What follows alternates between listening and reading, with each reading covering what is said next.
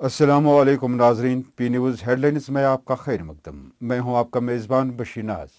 आइए डालते हैं खबरों की तफसीलात से पहले एक नज़र दिन भर की कुछ अहम सुर्खियों पर। हजरत गौसुल आजम दस्तगीर रहमतुल्लाह अलैह का सालाना उर्स, आस्तान आलिया खान यार और दीगर मकामात पर रूह परवर तकरीबात का एहतमाम। जिला तरक्याती कौंसिल इंतखाबात का पहला मरहला, आज वादी के 25 और जम्मू के 18 हलकों में पोलिंग। मुझे फिर से खाना नजरबंद किया गया, महबूबा मुफ्ती का ट्वीट। किसी भी शख्स की जाती आज़ादी हुकूमत की मर्जी पर मुनहसर, उमर अब्दुल्ला का रद्द अमल। पीडीपी सदर महबूबा मुफ्ती खाना नजरबंद नहीं, कश्मीर पुलिस की वजाहत। मिलिटेंसी मामलात में वहीदुर रहमान पर्रा को अदालत ने 15 रोज के लिए NIA की तहवील में दिया। SMC मेयर जुनेद मटू अपनी पार्टी में शामिल, अल्ताफ बुखारी ने किया शमूलियत पर खैर मकदम। अब खबरें तफसील के साथ।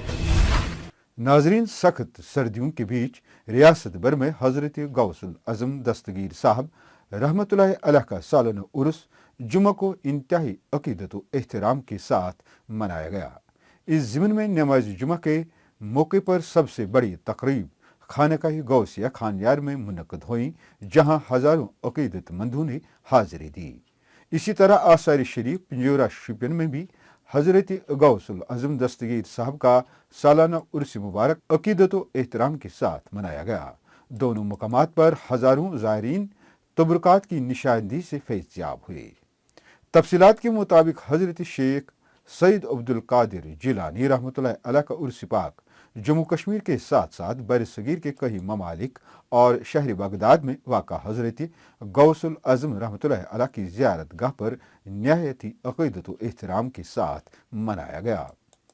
इस मौके पर अकीदतमंदों की आंखें नम थी और आहोजारी के साथ अपनी खताओं की बख्शिश के लिए बारगाह इलाही में हाथ फैला फैला कर दुआएं मांग रहे थे। पेश इन बाबरकत तकरीबात की कुछ झलकियां।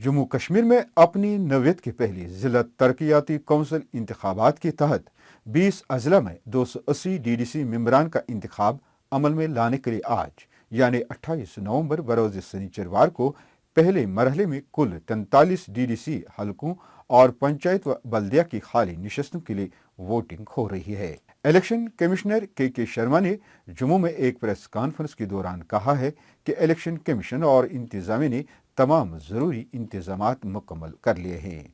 पेश है जम्मू से हमारी नुमाइंदे बंटी डिगरा की ये रिपोर्ट कि जिन पोलिंग स्टेशन में कल 28 नवंबर को सुबह 7 बजे से लेकर 2 बजे तक पोलिंग होगी, उसके लिए सभी इंतज़ाम जो हैं मैन पावर के, इलेक्शन मटीरियल के, पुलिस प्रेजेंस के, वो कर दिए गए हैं।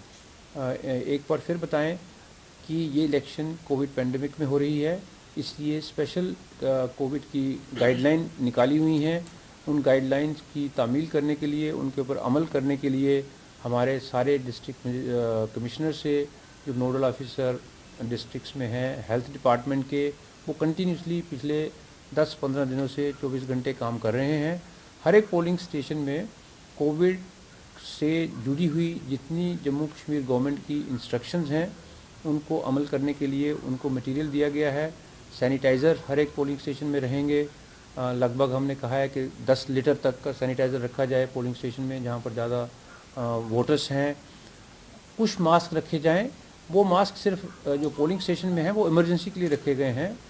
میں آپ کے میڈیم سے یہاں پر سارے جموں کشمیر کے میڈیا جہاں پر ہیں ایک بار پھر ووٹرس کو اپیل کرنا چاہوں گا کہ آپ کرپیا اپنا ماسک گھر سے پہن کے جائیں. ہم ماسک ایک دم اپنے ساتھ رکھتے ہیں ہمیشہ. ابھی آپ کو ایڈریس کر رہے ہیں تو اس لیے ماسک کو نکالا ہے, نہیں تو میسج کلیئرلی نہیں جاتا ہے. سبھی ووٹرس اپنا ماسک گھر سے لے کے جائیں اور جب وہاں پر پولنگ اسٹیشن کے پاس پہنچیں تو اگر قطار ہے تو اس میں آپ 6 فٹ کا فاصلہ رکھیں ایک الیکٹر سے دوسرے الیکٹر کے پاس میں. اس کے بعد آپ جائیں گے پولنگ اسٹیشن کے اندر, وہاں پر آپ کے لیے سینیٹائزر رہے گا.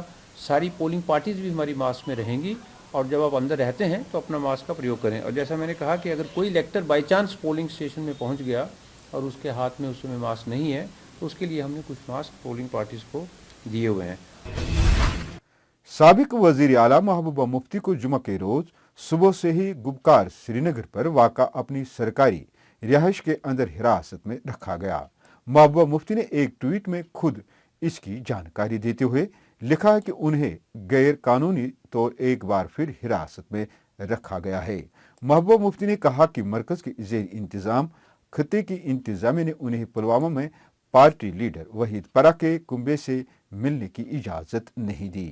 سابق وزیر اعلیٰ نے دعویٰ کیا کہ ان کی بیٹی التجا مفتی کو بھی گھر میں نظر بند رکھا گیا ہے اور اس کو بھی پارٹی کی یوتھ ونگ کے صدر وحید الرحمان پرہ کے اہل خانہ سے ملنے کے لیے جانے کی اجازت نہیں دی گئی. وہیں نیشنل کانفرنس کے نائب صدر اور سابق وزیر اعلیٰ عمر عبداللہ نے ایک ٹویٹ میں کہا, ہمارے دروازوں کے سامنے پولیس گاڑی کھڑا کرنا موجودہ انتظامیہ کا اب معیاری آپریٹنگ طریقہ کار بن گیا ہے. انہوں نے یہ باتیں پی ڈی پی صدر محبوبہ مفتی کی ایک ٹویٹ کو ری ٹویٹ کرتے ہوئے کہی. سابق وزیر اعلیٰ نے ایک اور ٹویٹ میں لکھا, یہاں ذاتی آزادی حکومت کی مرضی پر منحصر ہے اور وہ جب چاہیں گھر سے باہر جانے کی آزادی دے اور جب چاہیں اس کو واپس لیں.